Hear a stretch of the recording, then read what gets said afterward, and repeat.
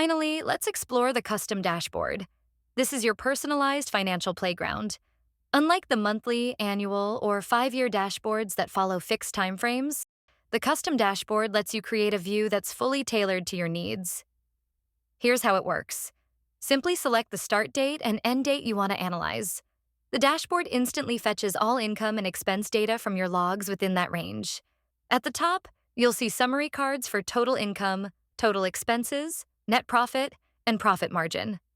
You also get the full set of automated charts: an income versus expense pie chart, income and expense insights by category, an income breakdown, and a day-by-day expense breakdown, all filtered to your custom time frame.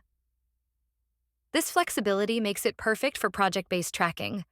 For example, if you run a marketing campaign from January to March, you can filter that exact period and instantly see the campaign's total income, related expenses, and net profit.